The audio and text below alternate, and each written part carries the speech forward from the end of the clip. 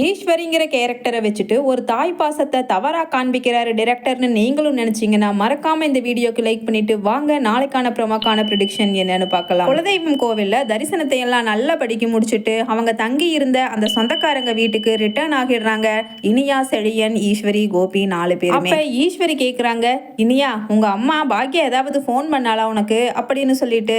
ஆனா இனியா சொல்றாங்க, இல்ல பாட்டி, அம்மா எதுவுமே கால் பண்ணல அப்படின்னு இனியா சொன்ன உடனே ஈஸ்வரி சொல்றாங்க, எனக்கு கூட கால் பண்ணவே இல்லை, நம்ம வந்து 2 நாள் ஆக போகுது, இப்போ வரைக்கும் ஏதாவது ஒரு கால் பண்ணியிருக்காளான்னு பாரு, அவளுக்கு ஆரம்பத்திலிருந்தே உங்க அப்பா கூட சேர்ந்து நம்ம வர்றது பிடிக்கவே இல்லை அப்படின்னு ஈஸ்வரி சொல்றாங்க. அப்ப இனியா சொல்றாங்க, பாட்டி நீங்க ஒன்றும் கவலைப்படாதீங்க, அம்மா நான் வாட்ஸ்அப்ல ஸ்டேட்டஸ் வச்சிருந்தேன், நம்ம எல்லாரும் செல்ஃபி எடுத்து சந்தோஷமா கோவில்ல தரிசனம் பண்ணோம்ல, அதை எல்லாத்தையுமே அம்மா பார்த்துட்டாங்க, அதனால தான் அவங்க நமக்கு எதுவுமே கால் பண்ணல, நம்ம நல்லா தான் இங்கே இருக்கோம்னு நினைச்சிட்டு அவங்க பண்ணாம விட்டுருப்பாங்க அப்படின்னு இனியா ஈஸ்வரி கிட்ட சொன்ன உடனே ஈஸ்வரி கேக்குறாங்க செழியன் கிட்ட, செழியா ஜெனி ஏதாவது உனக்கு கால் பண்ணாளா அப்படின்னு. செழியன் சொல்றாரு ஈஸ்வரி கிட்ட, இல்ல பாட்டி ஜெனி எதுவுமே கால் பண்ணல, அம்மா கூட சேர்ந்துட்டு அவளுக்குமே நாம இங்க டேடி கூட வெளியில வர்றது பிடிக்கல, நம்ம கிளம்பும் போது கூட ஒரு சந்தோஷமே இல்லை அவ முகத்துல, பாத்தீங்களா பாட்டி அப்படின்னு செழியன் சொல்றாரு ஜெனியை பத்தி.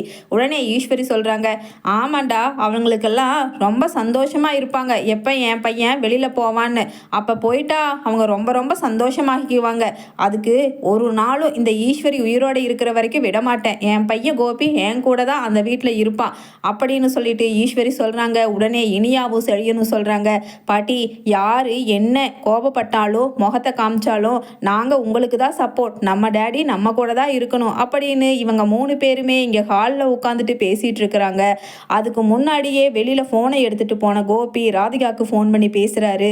ராதிகா, மயூரியோட பர்த்டேக்கு நான் வரலன்னு தப்பாக எடுத்துக்காத, இங்கே கொஞ்சம் சூழ்நிலை சரியில்லை, அதனால தான் நான் வரலான்னு தான் கிளம்புனேன் அப்படின்னு சொல்ல ராதிகா பேச ஆரம்பிக்கிறாங்க.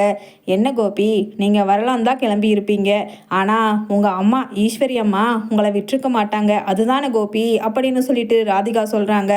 கோபி உடனே சொல்கிறாரு, அது வந்துட்டு ராதிகா எப்படி உனக்கு தெரியுது அப்படின்னு சொல்லிட்டு கேட்குறாரு. இது எல்லாம் சொல்லித்தான் தெரியணுமா கோபி, ஆரம்பத்திலிருந்து உங்கள் அம்மாவை நானும் வாட்ச் பண்ணிட்டு தான் இருக்கேன், உங்கள் கூட நான் பேசுகிறது உங்களை கண்ணால் பார்க்குறது கூட அவங்க விரும்புகிறதே இல்லை கோபி, அதனால தான் நான் இந்த ஊரை விட்டு கிளம்பிடலான்னு முடிவு பண்ணி 2 நாள் ஆச்சு, அது மட்டும் இல்லாமல் இங்கே வீட்டை காலி பண்ணுறதுக்கான எல்லா ஏற்பாடுகளையும் நாங்கள் பண்ணிட்டு தான் இருக்கோம் அப்படின்னு ராதிகா சொல்கிறாங்க. உடனே இங்கே கோபி ஷாக் ஆகிடுறாரு.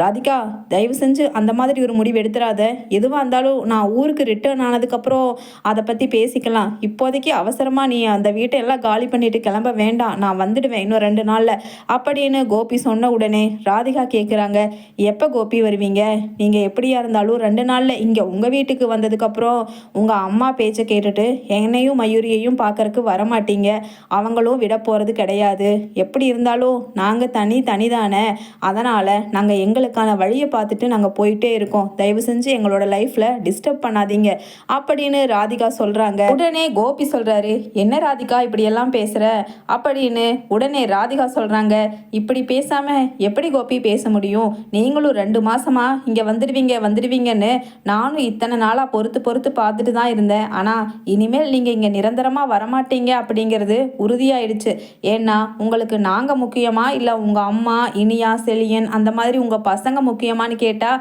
நீங்கள் ஸ்ட்ராங்காக அவங்க சைடு தான் இப்போ நிற்கிறீங்க, அதனால் உறுதியாக நீங்கள் இங்கே வரவும் முடியாது, ஏன்னா உங்கள் அம்மா உங்களை இங்கே வர்றதுக்கு விட மாட்டாங்க. சரி கோபி நான் ஃபோனை வைக்கிறேன், ஏன்னா எனக்கு நிறைய இங்கே பேக்கிங் வேலை இருக்குது அப்படின்னு சொல்லிட்டு ராதிகா ஃபோனை கட் பண்ணிடுறாங்க. அந்த சமயம் பார்த்து இவன் யார் கூட ஃபோன் பேசிகிட்டு இருக்கான்னு வெளியில் வந்து பார்க்குறாங்க ஈஸ்வரி. அங்கே கோபி டென்ஷன் ஆகி நின்றுட்டுருக்காரு. உடனே ஈஸ்வரியை பார்த்த உடனே அந்த டென்ஷனை முகத்தில் காமிச்சிக்காம சிரிக்கிறாரு கோபி. அம்மா வாங்க அப்படின்னு சொல்லிட்டு பேசுகிறாரு. உடனே ஈஸ்வரி கேட்குறாங்க, யாருப்பா ஃபோனில் இந்த நேரத்தில் யார் உனக்கு ஃபோன் பண்ணி பேசுகிறாங்க அப்படின்னு ஈஸ்வரி கேட்குறாங்க.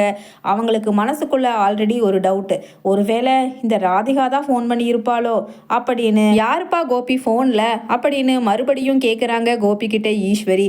அதுக்கு கோபி சொல்கிறாரு, அம்மா அது வந்துட்டு செந்தில் தாம்மா ஃபோன் பண்ணா அப்படின்னு பொய் சொல்கிறாரு அம்மா கிட்ட ராதிகா கூட பேசினதை மறைச்சு. அங்கே ராதிகா வீட்டில் ஃபோனை கட் பண்ணிட்டு ராதிகா பேக்கிங் வேலை எல்லாம் பண்ணிட்டு இருக்காங்க. ஆனா கமலாவுக்கு அதுல கொஞ்சம் கூட உடன்பாடே கிடையாது. என்னதான் இருந்தாலும் மாப்பிள்ளை கோபி இவங்க கூட வாழ்றது மாதிரி வெளியில போய் தனியா வாழ முடியுமா? அதுவும் பெண் குழந்தை மயூரிய வச்சுட்டு இவ என்னென்ன கஷ்டப்பட போறாளோ. நாம ஏன் நம்ம மாப்பிள்ளையை விட்டுட்டு இவளை வெளியில தனியா போக விடணும்? எப்படியாவது மாப்பிள்ளை கிட்ட கெஞ்சி கூத்தாடியாவது அவரை இங்க வந்து ராதிகா கூட வாழ வைக்கணும். நானா அந்த ஈஸ்வரியான்னு இதுல பார்த்து இதுல ஜெயிக்க போறது இந்த கமலாவா தான் இருக்கணும். அதுக்கு முதல் கட்டமா நாமளே மாப்பிள்ளை கிட்ட ஃபோன் பண்ணி பேசலாம் அப்படின்னு கமலா கோபிக்கு ஃபோன் பண்றாங்க.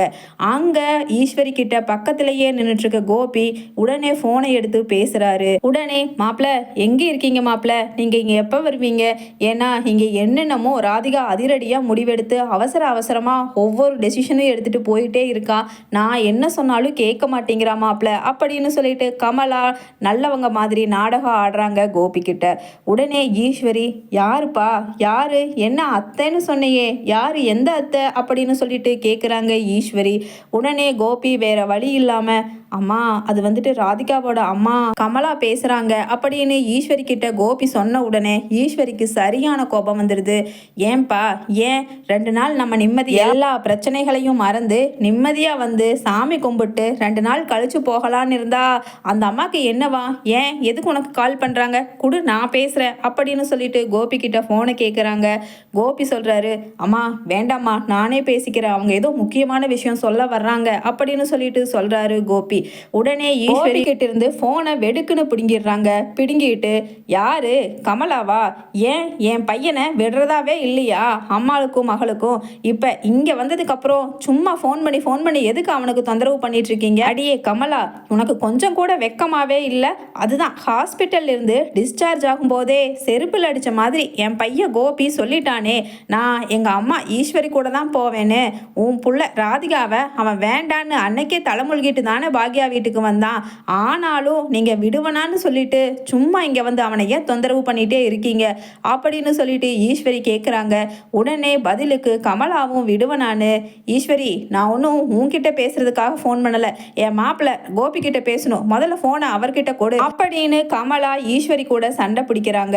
உடனே ஈஸ்வரி சொல்றாங்க என் பையன் கிட்ட ஃபோனை கொடுக்க முடியாது, நீ என்ன பண்ணுவியோ பண்ணு அப்படின்னு கமலா கிட்ட சொன்ன உடனே கமலா சொல்றாங்க ஈஸ்வரி உன் பையன் என் பொண்ணுக்கு தொட்டு தாலி கட்டியிருக்காரு, இந்த நிமிஷம் வரைக்கும் என் பொண்ணோட புருஷன் உங்க பையன்தான், திடீர்னு இப்படி நீங்க பிடிச்சி இழுத்து வச்சுட்டு அவரை விடமாட்டேன்னு சொல்றது எந்த வகையில நியாயம் ஈஸ்வரி அப்படின்னு கமலா பேசுறாங்க.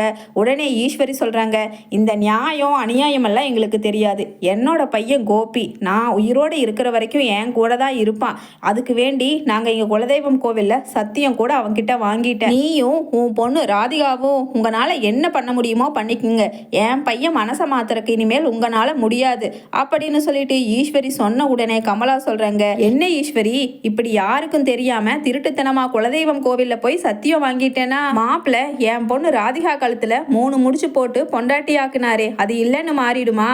இரு இது எல்லாத்துக்கும் நான் போலீஸ்ல போய் கம்ப்ளைண்ட் கொடுத்து உன்னை முதல்ல உள்ள தள்ள சொல்றேன், என் பொண்ணையும் மாப்பிள்ளையையும் நீ தான் பிரிச்சு வச்சிட்டு இருக்க அப்படின்னு கமலா சொன்ன உடனே ஈஸ்வரி சே கோபி வாப்பா உள்ள போகலாம், பனி பெய்யுது, இங்க வேற இங்க கொசு தொல்லை தாங்க முடியல அப்படின்னு சொல்லிட்டு போனை கட் பண்ணிடுறாங்க முகத்துல அடிச்ச மாதிரி. அங்க வீட்டை காலி பண்ணிட்டு வெளியில போறதுக்காக எல்லாமே பேக் பண்ணிட்டு இருக்கிற ராதிகா கமலா அதிர்ச்சியாகி போன்ல இருந்து கட் பண்ணதுக்கு அப்புறம் நிக்கிறத பார்த்த உடனே ஏமா என்ன உங்க மாப்பிள்ளை கிட்ட பேசிட்டீங்களா?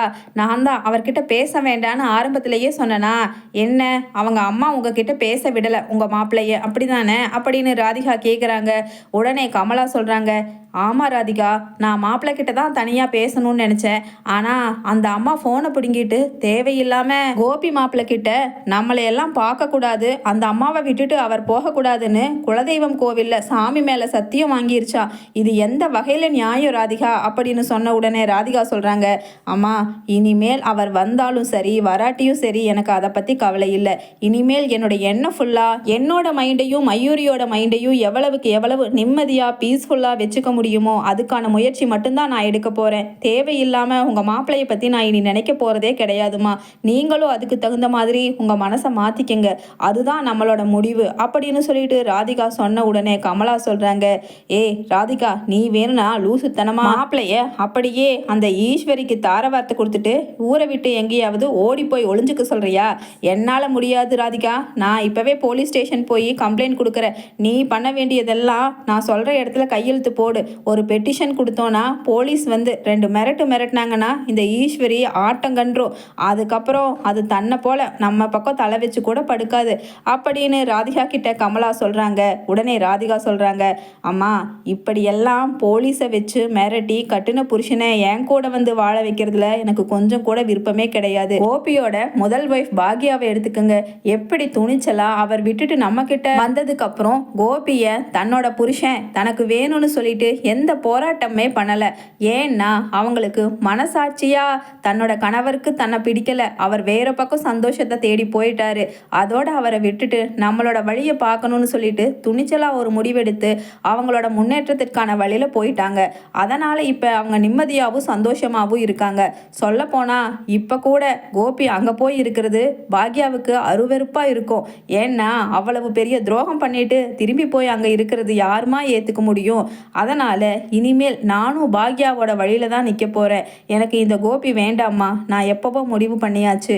இனிமேல் என்னோட முன்னேற்றம் என்னோட குழந்தையோட முன்னேற்றம்னு அதுக்கான வேலையை மட்டும் பார்க்க போறேன் அப்படின்னு சொல்லிட்டு ராதிகா சொன்ன உடனே கமலா சொல்றாங்க, ராதிகா நீ எடுத்திருக்க முடிவு கண்டிப்பா தப்பான முடிவு. ஏன்னா பொம்பளைங்க தனியா இந்த சமூகத்துல வாழ்றதுங்கிறது ரொம்ப கஷ்டம். உனக்கு நான் சொல்லிதான் புரியணுங்கிறது இல்லை ராதிகா.